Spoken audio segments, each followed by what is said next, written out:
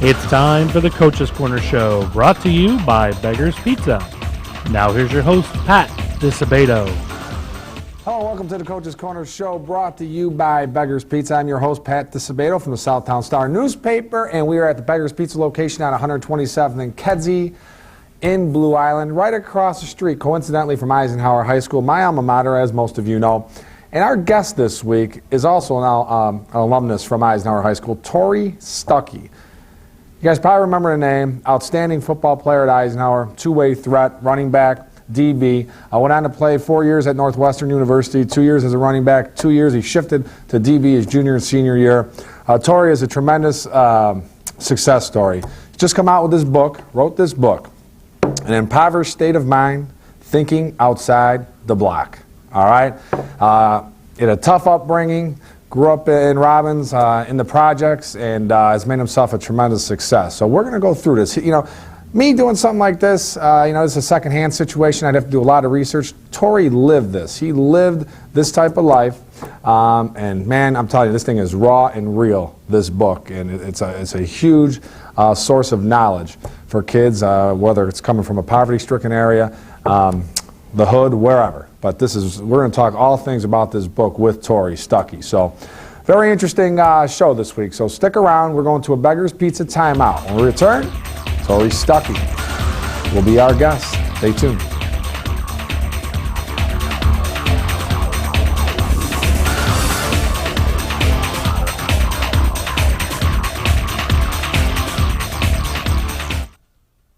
For over 30 years, Beggar's Pizza has been delivering you great pizza your whole family will love.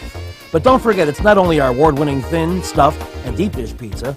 We have great pasta, salads, desserts, sandwiches, and more.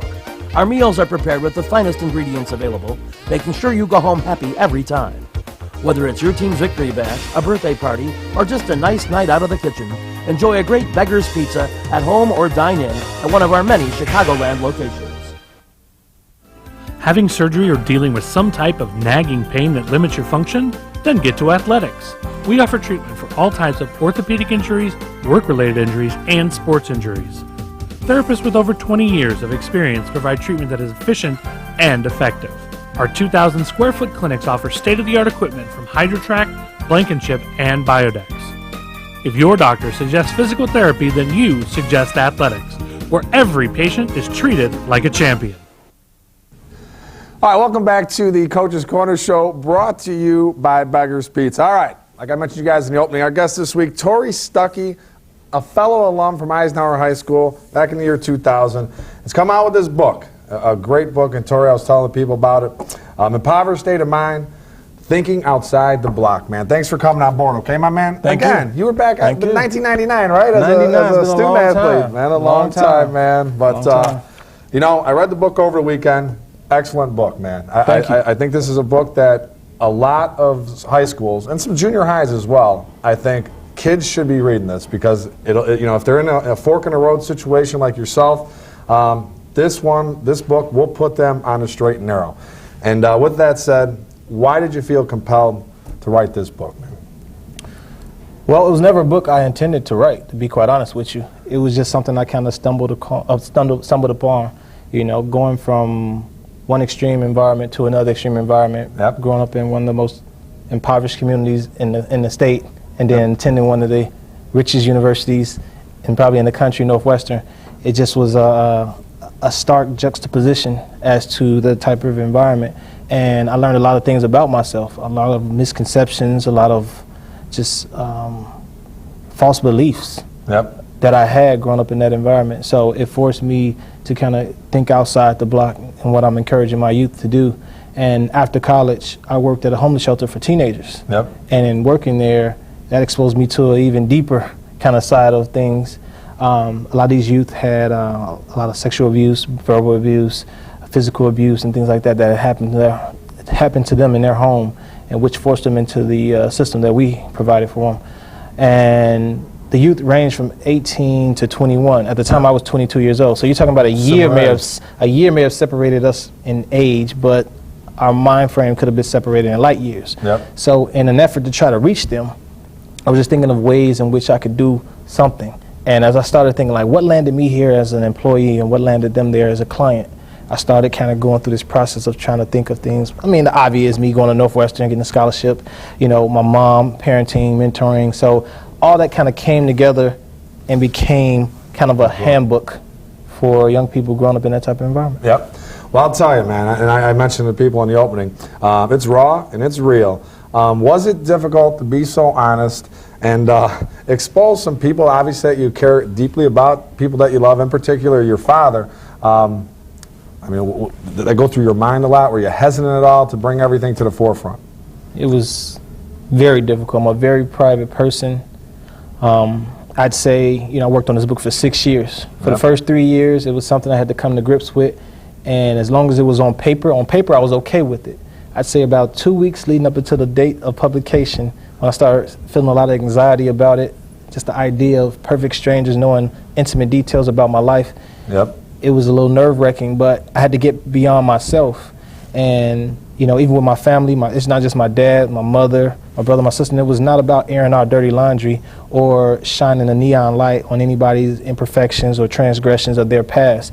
It was more or less to create credibility for myself and make this book come alive for my readers.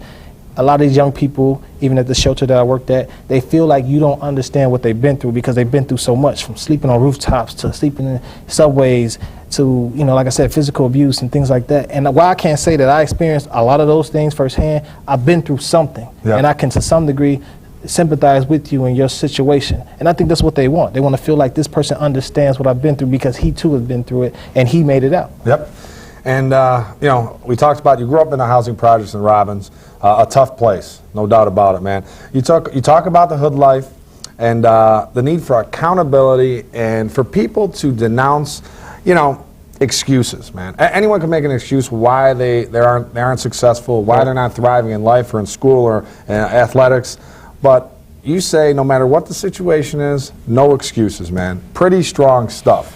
It is, and I don't want to sound like I'm coming off, you know, insensitive or being insensitive to their situation, because that's not the case. I have a heart for these young people. That's what, you know, that's why I spent the last 6 years of my life putting this book together and constructing this book. But at the same time, I know that you have to get past that, because in order to succeed, you can't make excuses for yourself. You can't self-handicap yourself. It can't be self-pity, because all that's going to do is give you an excuse not to succeed. And I even said that in the book. I said there's 1,000 reasons why you shouldn't succeed, because the environment you're growing up in is not conducive to positive growth. But at the end of the day, you have to find one reason why you should succeed. Yep. And you go through a list of it. Yes. I mean, that's, you know, and it's compelling reading. And you talk about, you know, gangs recruiting you. And how you avoid, you know, taking that path. And you give some vivid examples of it. How difficult was it for you to, you know, denounce the gang situation and remain on the straight and narrow, man? Not tough at all. No, I'm joking. But I say not tough at all because I attribute me staying on that straight and narrow to my mother. Yep. And her putting the fear of God in me. And her also letting me know that she would give her own life to keep me safe. Yeah. So I think most of us, you know, myself and some of my other friends, like Coach Moore, who grew up in the same environment that I grew up in, we made it because we had people in our lives that were invested in keeping us safe and keeping us out of. So it doesn't matter about the environment that you live in. Right. If you have that safe haven you can go to at home, then that can, you know, it can kind of, you know, keep you safe from some of the things going on. There's no foolproof way of keeping you from getting shot or something like that. That happens to people sometimes. But I'm saying, by and large, my mother just, her diligence and her staying on top of me is what kept me from going down the wrong path. And we should mention too, man, I mean, we talk about your father, but your father was pretty much, he didn't live with you guys. It was you, your grandmother, your brother, and your sister. So this wasn't like your father was there providing you with guidance all the time. It was your mother and your grandmother, basically, right? Exactly. I mean, I lived in the house, so it was pretty much like having two mothers. Yep. And it was my mother, my grandmother. At times, they would have my aunt and uncle kind of move in. Sometimes it was 8 people living in this, you know, 3-bedroom unit. Sometimes it was less. But my dad lived maybe, I don't know, 5-minute drive from me, still in Robbins, but on the other side of town. And, you know, he did his best to be as good a dad as he could be. Yep. You know, Considering the situation. considering the situation, exactly. But definitely, like, we picked up the pieces, you know. I definitely had a lot of resentment for him in the past. And what I did was just try to let go of anything, any past hurts, anything where I felt like he let me down. And once I became an adult, we kind of had that kind of conversation with each other where it said, we're not going to live in the past. We got to really forgive and forget, and just try to pick up the pieces where they are and move forward. And that's what we've done. You know, the relationship isn't perfect, but we try to pick up and go from there. And kids could relate to that, man. There's a lot of kids, a lot of minority kids without a father around 24/7. So that's why I bring that situation up, man. All right, we are going to go to a Lisa Thomas Salon timeout. Remember, go to lisathomassalon.com. Plenty of specials to be had. Team Club membership. We return. More with Tori Stuckey. Stick around.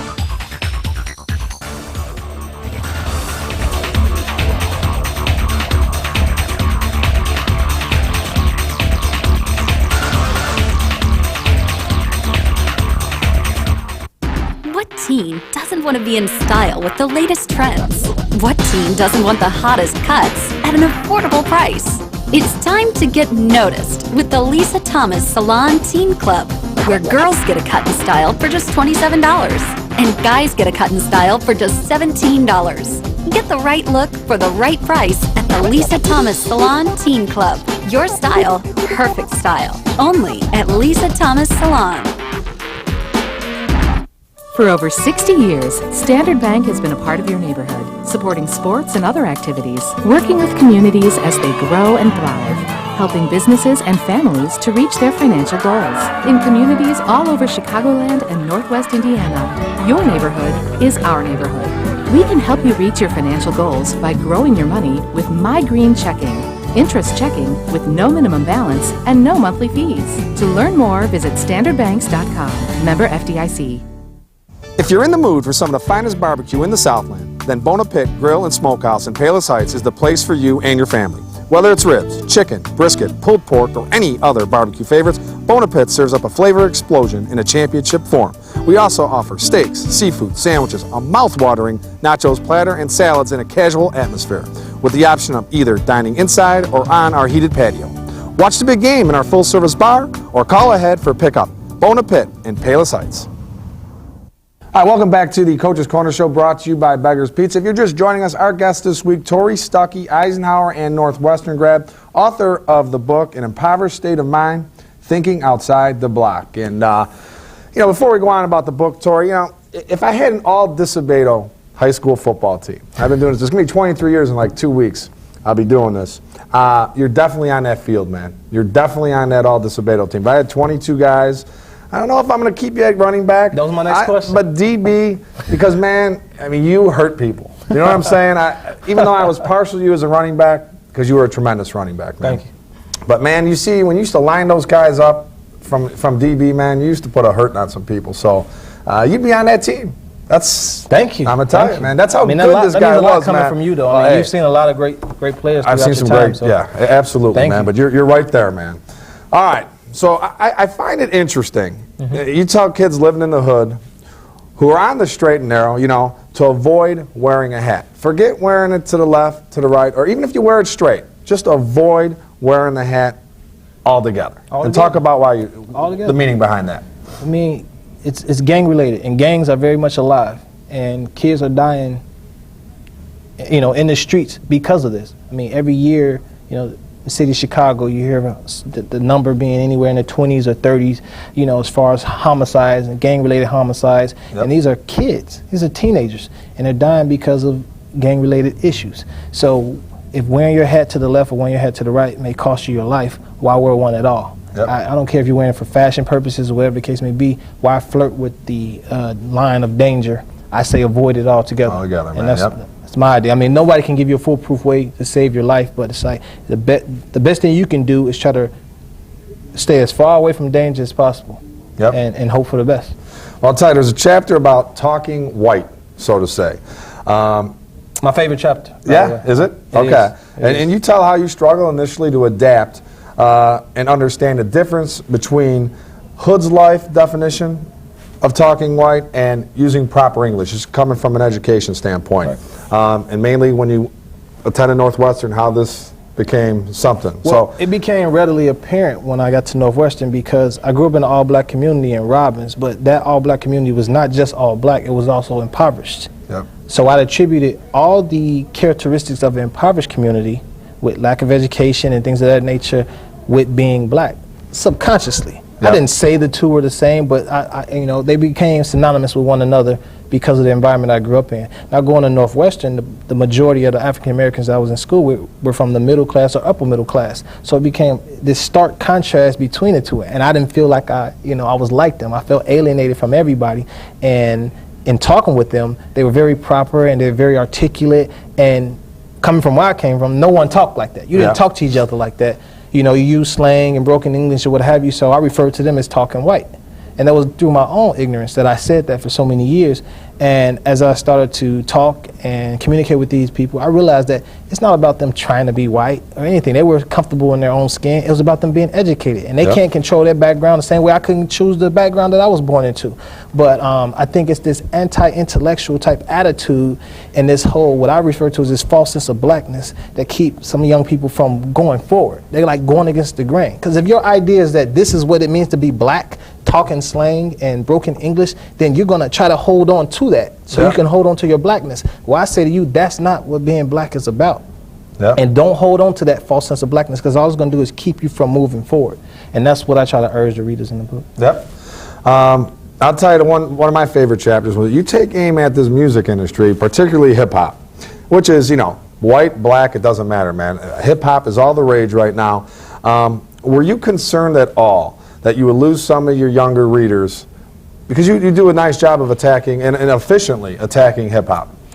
Definitely, and it was strategically placed towards the back of the book, because I felt that if I reeled them in the beginning and told them my story and all those things, that they would stick around, even though I'm attacking the hip-hop industry.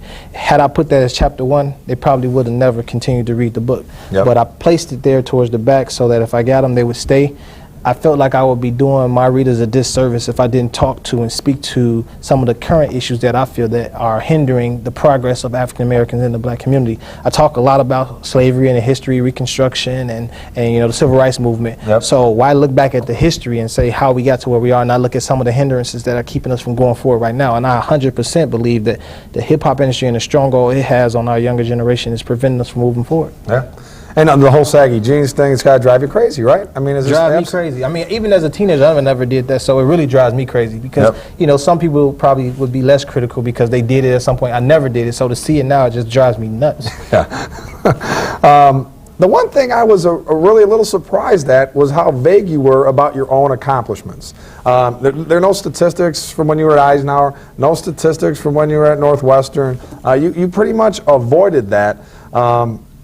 Why? Why did you not want to go there, really? Simply stated, this book is not about me.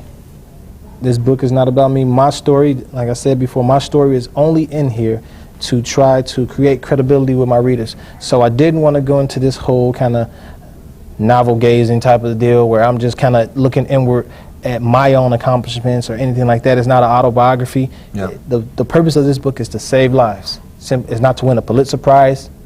It's to save lives. So I didn't want to talk about myself. It wasn't important. Okay. All right, folks, we are going to go to an athletics timeout. We're taping at athletics. The athletics residence at in Hometown. Gerard, right down the street from the Polish Prince's house. So we're going to hook it up. We're going to have Tom Mulvey on next week. It'll be very informative, talk about injuries, how to prevent injuries, rehabilitation, all kinds of good stuff. So that's what's going to happen next week. All right, we come back from this athletics timeout. More with Tori Stuckey. Stay tuned.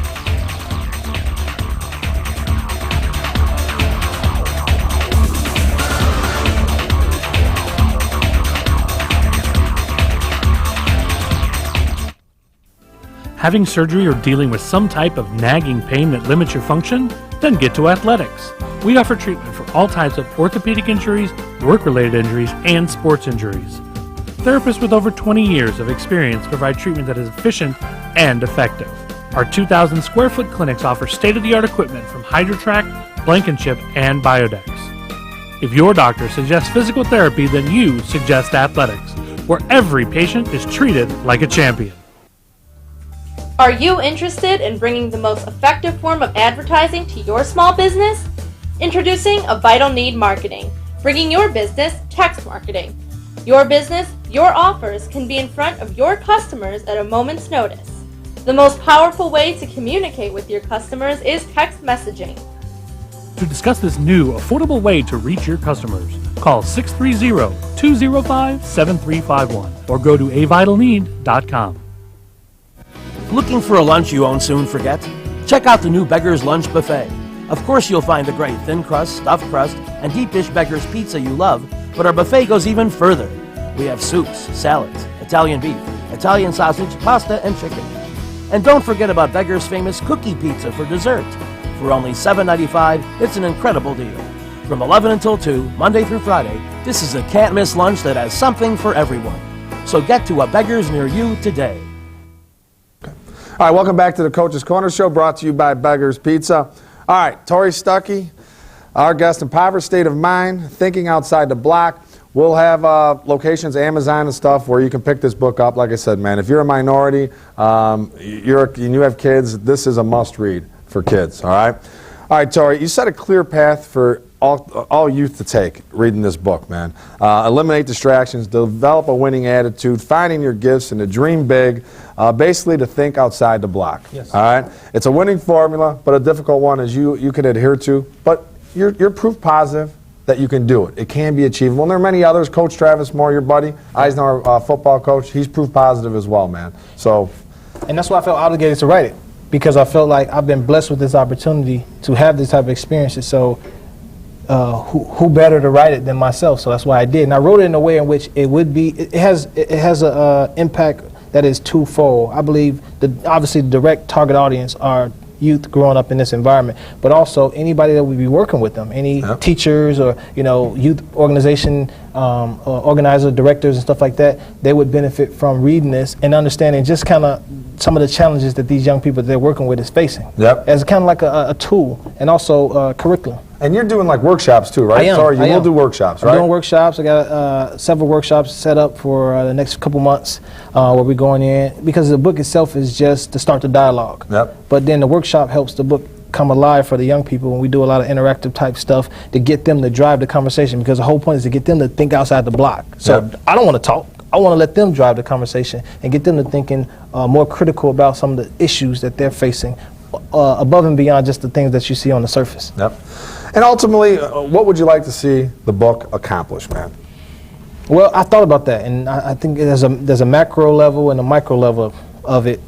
From a macro standpoint, I'd love to see it, be implemented throughout public schools across the country and youth programs across the country. But on a micro level, I'd love for a kid who's maybe headed down the wrong path to write me an email and say this book helped save his life. Yep. And that would be all I need. That is. To let me know that it was worth the 6 years I invested to help change one life. Yep. Well, it's a tremendous read, man. I haven't read anything quite like it, and if I was a kid and in a similar situation, man, I mean, this could change my life, and I think it's that important. I think people need to pick this up. I hope some school districts latch on to this thing, and at the very least, get you out for a workshop. I mean, it's a tremendous book, man. So I'm very proud of what you've done with this thing, my man. And proud of what you've done with your life. Marriage, you got a kid, you got another kid on the way, and you're going to have a son, right? I do have a son. Son coming. I want to give a shout out to my wife, Leanne, and daughter, Zoe. Definitely got my son on the way. So next Eisenhower football player, hopefully. Hopefully, my man, hopefully. And how proud are you of the Wildcats? Pat Fitzgerald getting it done, man. How much time do we have to talk about it? I mean, but very, very, very proud of my Wildcats, definitely. Yeah, that's awesome, isn't it, man? That's good stuff. All right, folks, we are going to go to a Labriola Bakery Cafe timeout. When we return, don't worry, man. I got Coach of the Week, Players of the Week, all that good stuff coming.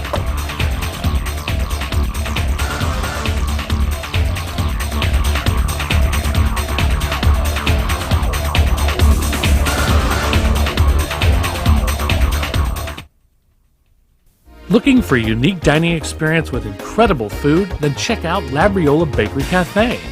Opened by Rich Labriola, Chicago's premier artisan baker, you know they'll have great bread, but you won't believe the rest of their menu. Wood-fired Neapolitan pizzas, fresh pasta, and their world-famous Richie Burger. There's also homemade gelato and, of course, their famous bread. Labriola Bakery Cafe and Neapolitan Pizzeria, conveniently located in the Oak Brook Promenade. What teen doesn't want to be in style with the latest trends? What teen doesn't want the hottest cuts at an affordable price? It's time to get noticed with the Lisa Thomas Salon Teen Club. where girls get a cut and style for just $27 and guys get a cut and style for just $17. Get the right look for the right price at the Lisa Thomas Salon Teen Club. Your style, perfect style. Only at Lisa Thomas Salon. Since 1970, Standard Bank & Trust has been a landmark at the corner of 95th and Western. Now there's a new, state-of-the-art Standard Bank at the same convenient location and better equipped to serve your needs. So stop by and meet our friendly, professional staff. They provide personalized service and a wide range of products to help both businesses and individuals reach their financial goals. In the Evergreen Park area and in communities all over Chicagoland and Northwest Indiana, we're your neighborhood bank. Learn more at standardbanks.com. Member FDIC. Hi, welcome back to the Coach's Corner Show, brought to you by Beggar's Pizza. We lost Tori Stuckey, but we gained a pizza and some cheese ravioli. It's not a bad trade, not a bad trade. But again, pick up the book, folks. Amazon.com will have all the information for you. All right, folks, Standard Bank text poll question of the week. All right, here we go. Crete-Monee wide receiver Laquan Treadwell, he's making his college announcement on Thursday at Crete-Monee, 5 o'clock. All right? Which school is he going to select? All right? Text A for Michigan, B for Michigan State, C for Mississippi, D for Oklahoma State, or E for Oklahoma. All right? And then text, I'm sorry, text it to 708-267-7497. All right? Text your response. Texter number 2 with the correct response wins a $50 gift card from Standard Bank. All right. Players of the week, the Labriola Bakery Cafe Golden Baguette. Player of the week, Brother Rice's Alex Majewski scored 27 points, pulled down 6 boards to lead the Crusaders to a 53-38 win over Hales. $25 gift card going to Alex. Compliments of Labriola Bakery Cafe in Oak Brook. Lisa Thomas Salon Teen Club Player of the week, Mother McCauley's Alyssa Sywick scored 37 points to lead the Mighty Macs to a 79-67 win over arch rival Marist. Going to set her up with a nice Lisa Thomas Salon goodie bag.